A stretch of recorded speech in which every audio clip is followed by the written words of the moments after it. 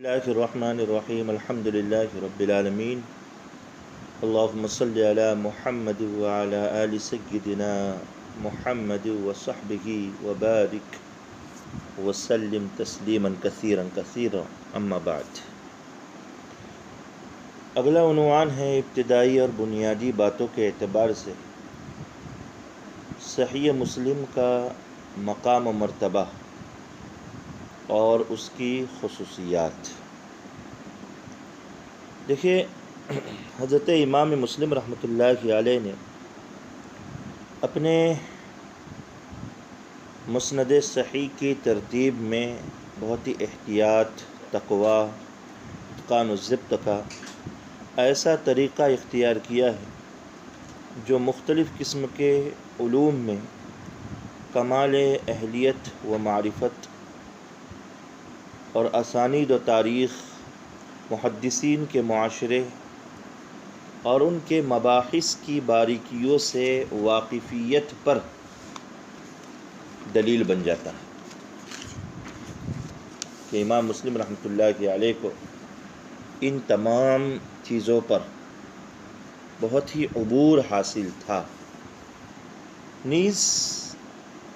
صحیح مسلم کا جو طرز تصنیف ہے اس سے امام مسلم رحمۃ اللہ علیہ کی بہترین سوچ، مکمل کامل ذکاوت، بیدار مغزی اور علم حدیث میں آپ کو کتنا انہماک تھا، اس پر دلیل قائم ہو جاتی ہے۔ جیسا کہ ابو حامد ابن شرقی رحمۃ اللہ علیہ فرماتے ہیں کہ میں نے امام مسلم رحمۃ اللہ علیہ کو فرماتے ہوئے سنا کہ اس مسند میں جو حدیث بھی میں نے رکھی وہ دلیل کے ساتھ رکھی، دلیل کے بغیر کسی حدیث کو نہیں رکھا۔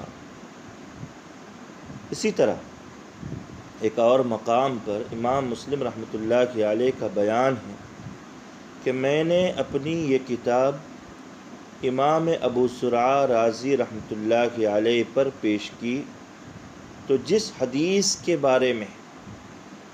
امام ابو زرعہ رازی رحمۃ اللہ علیہ نے کمزور ہونے کا اشارہ کیا اس کو میں نے چھوڑ دیا، اور جس حدیث کے بارے میں امام ابو زرعہ نے فرمایا لیس لہ علت، کہ اس حدیث میں کوئی کمزوری نہیں ہے، تو اس حدیث کی میں نے تخریج کی، یعنی اپنی مسند میں اس کو جگہ دی۔ اسی بنیاد پر امام مسلم رحمۃ اللہ علیہ کی صحیح کو ایسے امتیازات اور ایسی خصوصیات حاصل ہوتی ہیں جو دوسری کتابوں کو نہیں۔ اب ترتیب وار ہم تھوڑا سا جائزہ لیتے ہیں کہ وہ کون سی خصوصیات ہیں۔ سب سے پہلی بات یہ ہے کہ امام مسلم رحمۃ اللہ علیہ نے جامع صحیح مسلم میں جن احادیث کو اپنے شیوخ سے نقل کیا ہے، تو اپنے شیوخ سے نقل کرنے میں حدثنا اور اخبرنا کے اصطلاحی فرق پر خاص طور پر توجہ دی ہے۔ چنانچہ جو حدیث اپنے شیخ کی زبانی آپ نے سنی وہاں حدثنا، اور جس حدیث کو شیخ کے سامنے پڑھا گیا اور شیخ نے سنا وہاں اخبرنا کی تعبیر آپ نے اختیار کی، اور یہی حضرت سیدنا امامنا الشافعی رحمۃ اللہ علیہ اور آپ کے اصحاب اور جمہور اہل علم کا مذہب ہے، مسلک ہے۔ جیسے صحیح مسلم میں آپ کو ملے گا حدثنی حرملۃ بن یحییٰ وعمر بن السواد العامری ومحمد بن سلمہ المرادی قال المرادی حدثنا عبد اللہ بن وہب عن یونس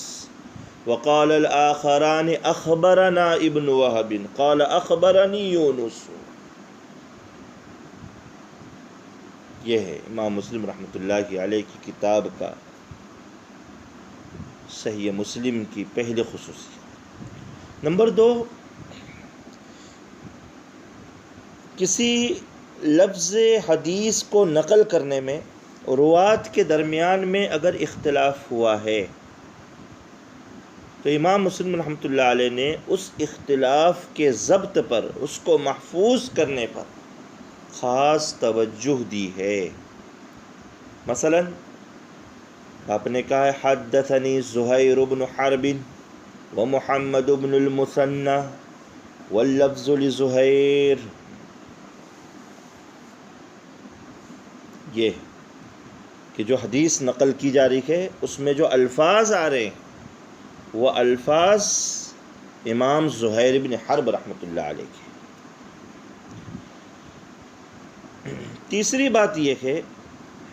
کہ حضرت حمام بن منبہ کے جو صحیفے سے احادیث منقول ہوئی ہیں صحیح مسلم میں، ان احادیث کو نقل کرنے میں بھی امام مسلم رحمۃ اللہ علیہ نے مکمل احتیاط برتا ہے، خاص طور پر احتیاط کا اپنے پہلو ملاحظہ فرمایا۔ مثلا ایک سند میں آپ فرماتے ہیں حدثنا محمد بن رافع قال حدثنا عبد الرزاق قال حدثنا معمر عن حمام قال هذا ما حدثنا ابو هريرة عن محمد رسول الله صلى الله عليه وسلم فذكر احاديث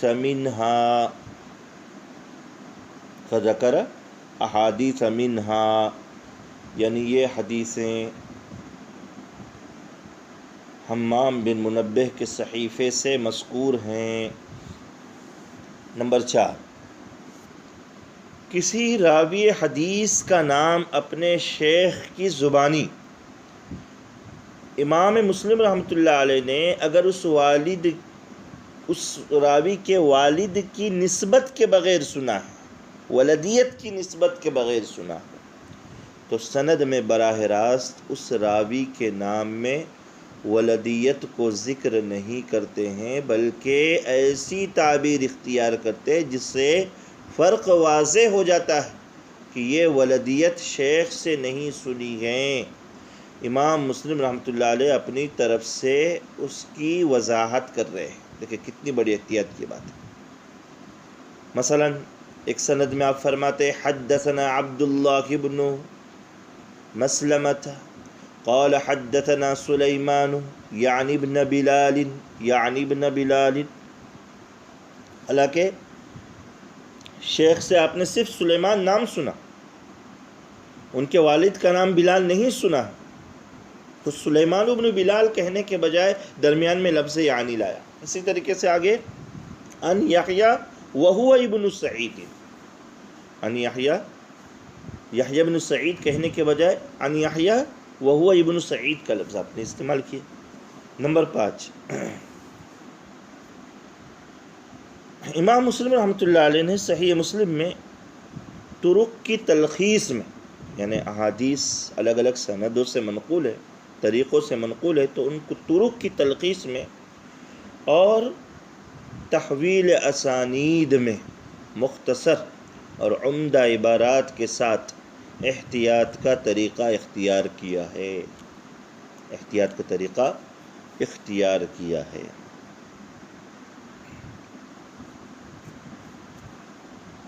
ساتھ ہی امام مسلم رحمۃ اللہ علیہ نے جامع صحیح میں بہترین ترتیب کے ساتھ، جیسے پہلے بھی بتایا گیا تھا کہ ایک باب سے، ایک فصل سے، ایک عنوان سے، ایک مضمون کی ساری احادیث آپ نے ایک ہی جگہ پر ذکر کی ہے۔ اگر وہ حدیثیں الگ الگ طریقوں سے اور سندوں سے منقول ہیں تو وہ ساری آپ نے ایک جگہ پر جمع کر دی ہے۔ اسی لیے صحیح مسلم کی خصوصیت کے لیے بہت عمدہ تعبیر عربی میں اختیار کی گئی ہے، ان الکتاب احسن الاحادیث سیاقا،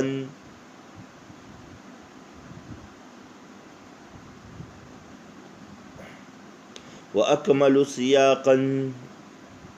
واقل تکرارا، واتقن اعتبارا، وایسر للحفظ، وأكثر للضبط، مع أنه ذكر صدرا من علم الحديث وميز طبقات المحدثین فی القدیم.